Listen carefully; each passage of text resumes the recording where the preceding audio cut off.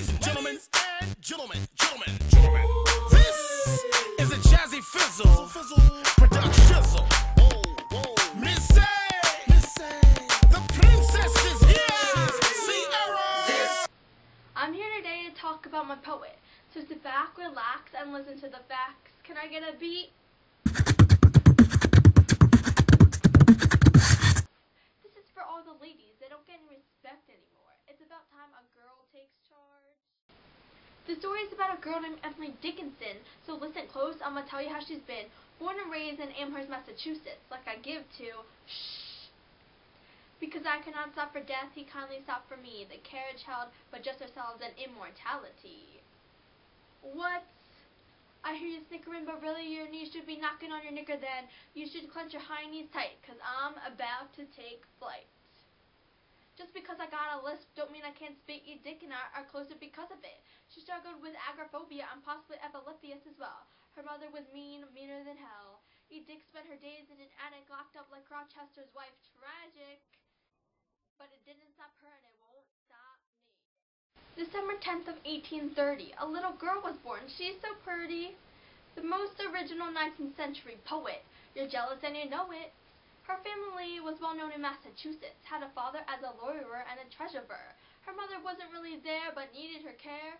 A brother named Austin, a sister named Lavinia, thinking she lived in the life like Bieber and Selena. Nah, more like a life of seclusion and delusion.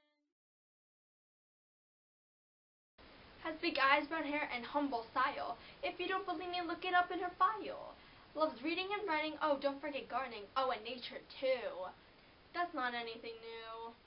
7 years at Amherst Academy, then to Mount Holyoke Female Seminary. Got sick to her stomach and had to leave in disbelief because of what? Grieve. What to achieve, she's naive, time to relieve. From English, botany, geology, to history, to mental philosophy, ended up in catastrophe. Troubled from a young age, saw too many deaths, entered a mental rage. Traumatized from the death of her friend, sent to Boston to make amends, withdrew from social life, never became a wife. In her town, when the story's going down, was a nice little place where she never showed her face. Always inside, 24/7. She wasn't discovered until she went to heaven. She loved to write poetry, that's all she ever did, obviously. She rarely left the house, gotta lock herself away, spent every day dressed in white, writing slant lines in the speed of light. Who needs to travel when you know in your heart what's good? People call her eccentric, but I call her weird. Feel free to disagree, but you should really check our family tree. I don't want to be here, I got stuff to do. Too bad I'm not done yet, but I ain't leaving until I get an A+2. Now, I'm not saying I'm Dickinson's twin soul or nothing, or separated at birth. I never lost a best friend to brain congestion, never baked bread, never not realized my worth. But she felt her feelings in the depth of her soul, and if you can't get down with that, then you're colder than cold. Her brother distanced himself from his family. Poor child, I'll bet he'll end up lonely. His third child died from typhus fever. At least it made him griever. Her father died from a stroke on June 16, 1874. Nah, he didn't smoke. Want to hear more? A year later, her mother died on June 15, 1875 from a stroke again. Her brother became just like his father, a lawyer and a treasurer. That sounds more like peer pressure. Don't forget about the sister who never married a mister, ended up being a cheap housekeeper. I could sure use a sweeper. The sad part is that E. Dickinson died on May 15, 1886 from Bright's disease. Health failed from a nervous collapse. Geez, I'd rather hear about her poetry, please. We talk about her poetry that I guarantee they're quite unconventional, you see. Back in the day of 19th century, she didn't care what other people thought. She made her own forms of poetry and pursued her own visions. That was her decisions. Though her world was simple, it was also complex in its beauties and terrors. Sure, there were also errors. There's not just one genre. There's too many to name. Nature, love, immortality, death, fate, doubt, pain. There's so much to gain when you read her poems. They're challenging because it's radical and original. Her views changed from poem to poem. Her treatment of materials were innovative. Call it creative on the uses of metaphors with elliptical style. You need to read one. I'm guessing it's been a while. Paradox, lurking in every common and simple thing, found irony and ambiguity. Uses of puns and humor. Girl, I promise this ain't a rumor. noted for stanzas and dashes in the very beginning to flutter your lashes. Every time you see random capitalization to unconventional punctuation, containing short lines, often slant rhymes, and lack of titles. This ain't all fun and games like your sister's recitals. This is serious. With the use of personification, I ain't going on Facebook to give you a notification, so you better listen up. I'm only telling it once. Her words are filled with meaning, with symbolism and grammar, reveals her thoughts in a powerful manner. From moments to scenes to moods, unlike her, I prefer dudes and fast foods. Shakespeare was a reference, so was the knowledge of the Bible and classical myths, also containing allusions. The start of her seclusions began her most productive writing period. People impacted her thoughts. Her letters and her works, her mother, her father, even the flirts, people that have died and people still alive. Experience can sum it all up. They meant so much to her. What do you prefer? She wrote from the heart. It's like abstract art, confusing, amusing, up and down, all from her choosing. During her lifetime, only 12 were published. They were edited, altered in every way, shape, or form. There was so much to inform, but ended up being like Bumblebee, transformed. They had to fit poetic rules of 19th century. They're all fools for fixing her poetry. Manuscript books being assembled, but no one had a clue. Everyone started to new after her death, finally showing her point of view. Discovered by her sister, her views were all a tongue twister. Poems published 4 years after her death, let's just say they took my breath away. I'm not done yet, I'm here to stay. She devoted her life to poetry, that you all should know. Forget about all the people that went before me. They're boring, unlike me, obviously. Emily Dickinson was way more carefree. Don't forget her and put her aside. Even though the poet died, her poems still live. I have a drive, I deserve a high five. Finally finished, took me forever. I'd rather be sleeping, but whatever.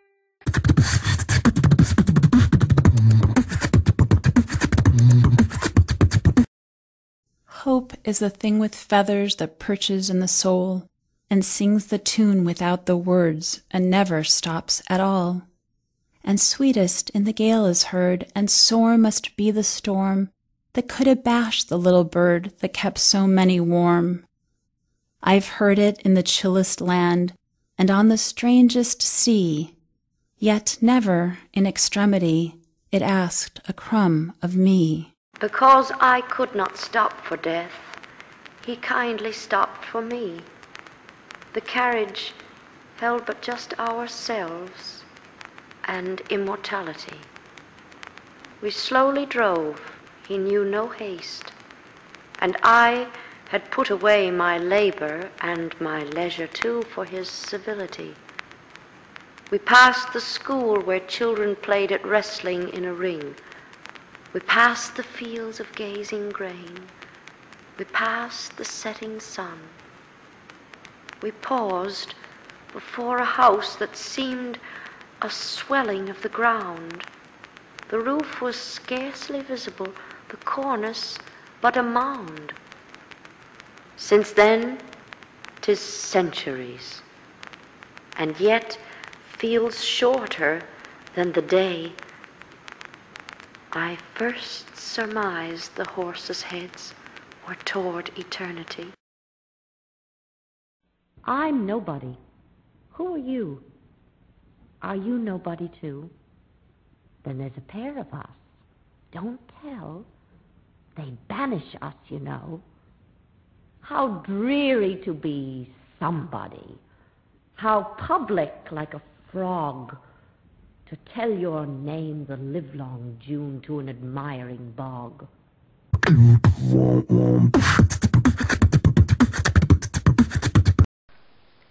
Emily Dickinson wasn't really seen, but when she was always wearing white. The only one surviving article of clothing of hers is a white cotton dress. Her best friend, Susan Huntington Gilbert, ends up marrying her brother, Austin. She played a primary role in Emily's creative process. She did not convert to Christianity like her family. Death was the most common theme in her poems. Her house she lived in was called the Dickinson Homestead. Her father's funeral was in her homestead in the entrance hall, but but she didn't attend. She just stayed in her room with the door open. In 2003, Emily's home was made into the Emily Dickinson Museum and was adopted by Amherst College. This picture is of Emily Dickinson, and it was probably taken around when she was age 17 or 18. This is their family tree. On the left top corner is Emily Dickinson. Next to her is her brother Austin. Below him is their mother Emily Norcross, and next to her is their father Edward Dickinson. And this picture is of Lavinia Dickinson, Emily's sister. This is Amherst College, and Emily's grandfather, Samuel Dickinson, was one of the founders of this college, and it opened in 1821. This is the Dickinson homestead. Her grandfather also built this on Main Street in Amherst, Massachusetts. Next to the homestead was the Evergreen House, and Emily's brother and his wife, Susan, and their 4 children lived in this house.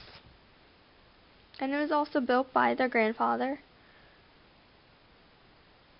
And this is a letter that Emily Dickinson wrote to her brother, Austin. Emily Dickinson wrote a lot of letters since she was 11 until her death. Her early letters reveal much about her relationships with her friends and family, her changing attitudes toward religious experiences, and her year away from home at Mount Holyoke Female Seminary. Her later letters include condolence messages for grieving friends, notes to her brother's family, and about her poetry. Emily Dickinson asked her sister Lavinia to destroy the letters she had received during her lifetime when she died. By agreeing to this, her sister happened to found all of her poems. This picture is of Emily Dickinson's gravestone and her family's as well. The 2 big gravestones is her father and her mother, and next to them are the little ones, which is her sister and Emily Dickinson's gravestones.